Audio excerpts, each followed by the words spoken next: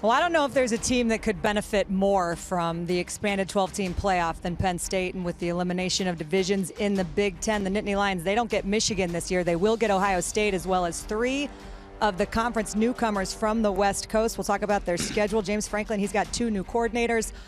15 all-conference players back from a team that won 10 games a year ago. And here at Media Days, we've got a trio of seniors, Jaylen Reed, Dvon J-Thomas, and Tyler Warren. Gentlemen, welcome to the set. Welcome to Media Days. It's nice to see you all. Thank you for having us. Now, we just met a few minutes ago, and I said something that I really did mean, that you are the best dressed, and this is no offense to your teammates, because they look fabulous. But, and I feel like I wish I could get you to stand up, which we can't do on this set, but tell me about your fit, because I feel like you're the best dressed person I've seen at Media Days. Oh, yeah, I appreciate it, you know. We could talk about this, though, but me and Vaughn, we were going back and forth about this fit for about a month now. You know, shout out Vaughn for helping me with my shoes, you know, but I feel like, in all seriousness, though, I feel like me dressing today, though, it gives me a chance to show my personality. You know, we don't get to usually put on suits and stuff, you know. Usually Coach Franklin, before the games, makes us put on the team jogging suit. You know, it's cool.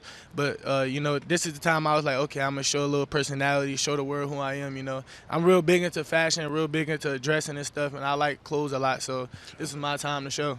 Yeah. I feel like you are begrudgingly. No. Yes, he's very, well he's very trim, very well dressed. You know, they both are for sure. Yeah. You know, I just come a little different. You know, I'm the flyest big man. You know, I'll take that title. You Can know, I see? Can you hold okay. the watch too? This watch is like. Oh my goodness, the watch. It ain't nothing, blinding. man. Shout out Shop God. It ain't nothing too crazy. My boy Christian.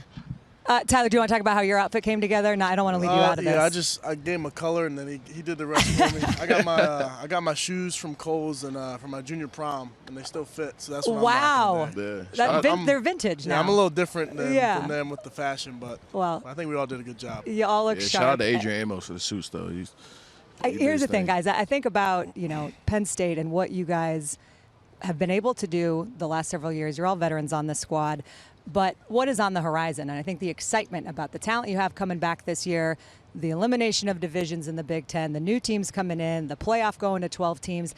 I hear a lot of people talking about how Penn State's going to benefit the most. I mean, in the last 10 years, if it had been a 12-team playoff, you guys would have gone to the playoff 6 times. So there's some truth and numbers to back that up. What is the feeling inside the locker room? I know you guys have put in a lot of work in the offseason. I'll start down at the end with you, Tyler. What is the feeling around this program right now? Yeah, I feel like obviously there is, more opportunity towards the end of the year, but nothing's going to happen unless we take care of business on the front end. So we got camp coming up, and then we'll be focused on our week 1 opponent and just going 1-0 and doing everything we can to prepare and become the best team we can, offense, defense, special teams. So just focusing on that and taking it one step at a time. We'll take care of the end of the road goals, but we're focused on the present right now. Well said. You've been well coached at media training, I can tell. Don't look ahead. You came back for your 6th year. That's right. And a lot. I'm curious, what went into that decision, and ultimately, what's the goal for you right now as you go into your 6th year of college football? I mean, just the opportunity we have. You know, like you said, in years past, if we had the playoff system, we would have made the playoffs 6 times, and just with all the talent that we have on the team. It's just another opportunity for us to showcase our talents, and then for me personally, I just want to be the best teammate I can be, one of the best defenders on the team, and be the best version of myself, improve my chances going to the next level, but overall just helping the team become better. When you found out that these 2 guys were coming back for their 5th and 6th years, what were you? I was excited, playing with these 2 guys for the last my whole time since I was here. It's been a great blessing to play with these guys. They both are great teammates, especially Tyler Warren. I'm more with Tyler Warren more than I'm with Dvon, even though Dvon's on defense. I go against Tyler Warren every single day. He's a great competitor, great player, great teammate, so it's exciting to see that they came back for their last year to play with me again. And you guys have a new defensive coordinator in Tom Allen, who, from what I understand, recruited you to Indiana. Yes. So you had a relationship with him before he took over. Well, obviously, a great defensive mind. What has he brought, and what would have been the changes now that Manny Diaz is now coaching over at Duke? Me personally, I think Coach Tom Allen, he's brought a great aspect and a mental aspect of the game of football. He's made me think think differently in the mental aspect of the game of football. Usually it's all about physical, how to tackle, But one thing Coach Allen does a great job of just breaking down each and every play and learning the ins and outs of defense, When you learn the ins and outs of defense, it make you play fast and all your natural talents come out naturally. So I feel like he's done a great job of that, and I appreciate him, And I feel like we're going to do great things with Coach Allen this year. So I'm excited to see what he brings. 100%. Anything to add to that? I mean, he's just brought new lifeblood to the building. Just his energy, his approach to the game has been just different.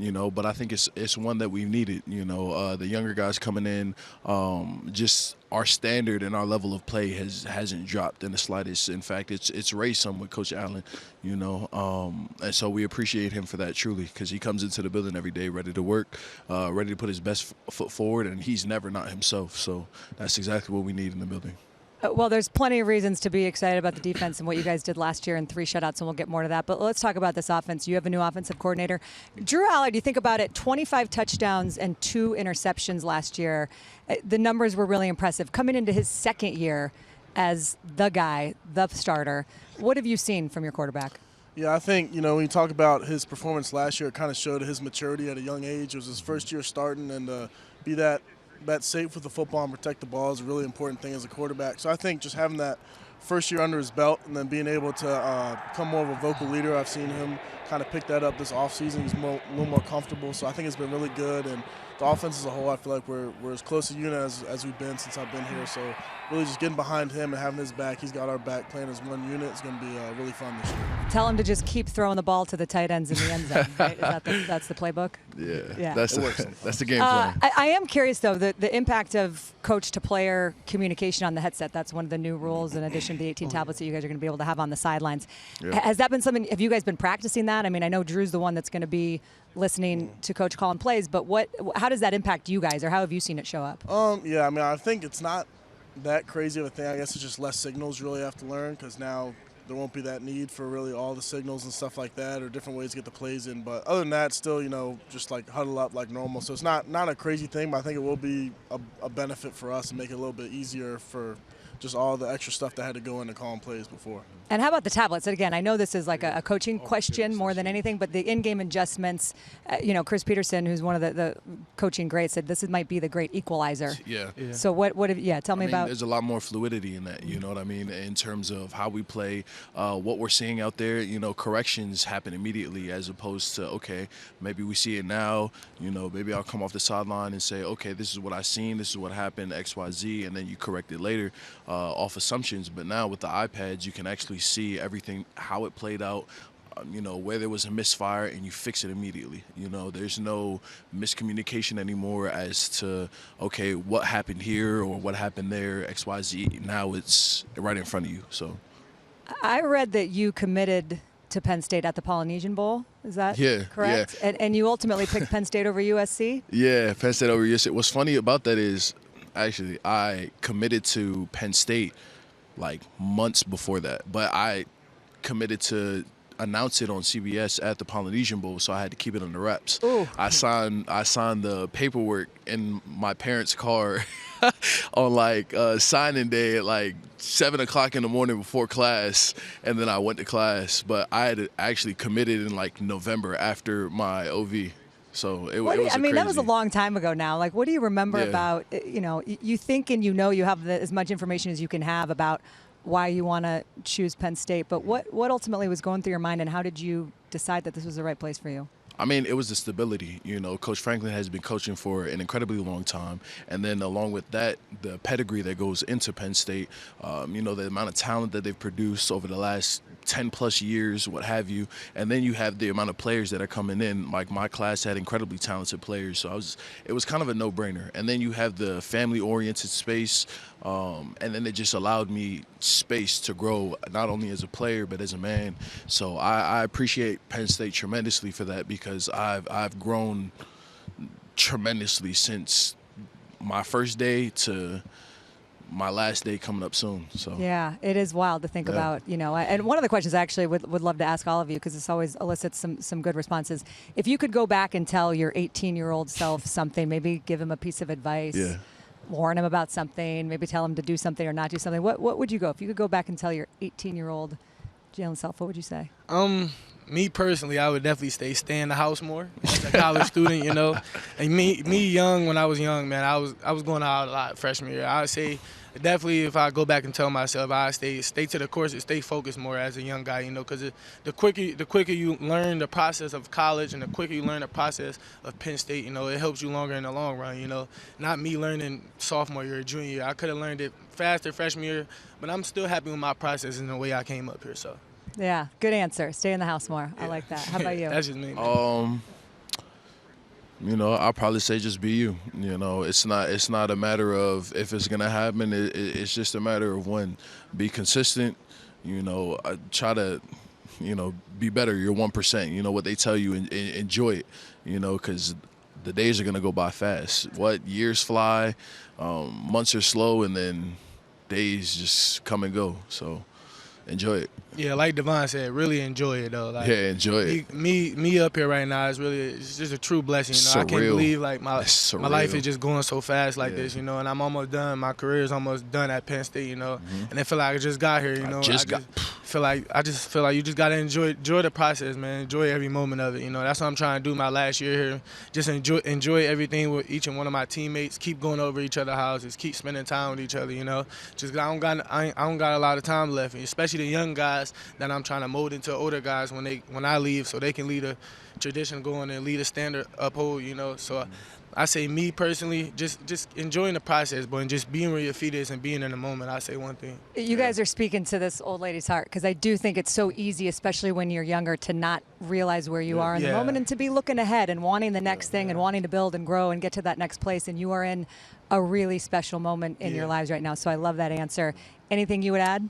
Yeah, for me it was more just understanding that everyone's process is a little bit different. So, because when I came as a freshman and maybe wasn't at the spot I want to be at, and I was kind of like not sure if college football was going to be something I could actually do for real, but just understanding that everyone's got to grow differently, and it takes a while to get to a certain spot to be able to play at this high of a level. Some guys can come in and do it right away, and some guys need a year or two, so that was really the big thing for me.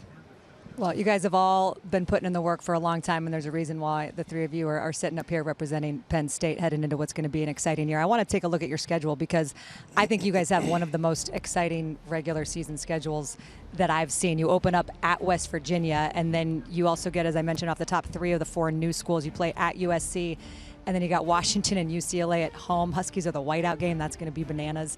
When you look at this, like what jumps out to you? What excites you the most? West Virginia. It's the first game. It's the season opener. I mean, we got to get past West Virginia to get to Washington. I mean, we got to get past West Virginia to get to Bowling Green. So West Virginia is probably the most exciting game. It's a hornet's nest down there. That's what Coach Franklin called it. That place is Yeah, I can't wait to see what that place brings, you know, and the environment. Keep hearing Coach Franklin talk about it. I've never been, so I never even took a visit. So I'm waiting to see, excited to see West Virginia at that place. West Virginia at home is going to be crazy. Oh, and he's a Virginia guy, so, you know. West Virginia right around the corner. Not West Virginia. You know. Still, you know. Still right around the corner. Tomato. Yeah. No, it is exciting. I mean, it's wild, and I think about Penn State and USC at the Coliseum October 12th. Do you guys remember, I don't know what grade you were in, 2017, that Rose Bowl? No, I remember it. Yeah, no, I remember it. I was a junior, I think, in high school, or sophomore or junior in high school. That's crazy. No, that game was crazy. It was electric, though. It was electric. Yeah, talk about time going fast. That was with Saquon in them. Yeah, what? Saquon had that long run. Oh, my goodness. It was back and forth and back and forth. Cut. Okay, one thing before we let you guys go.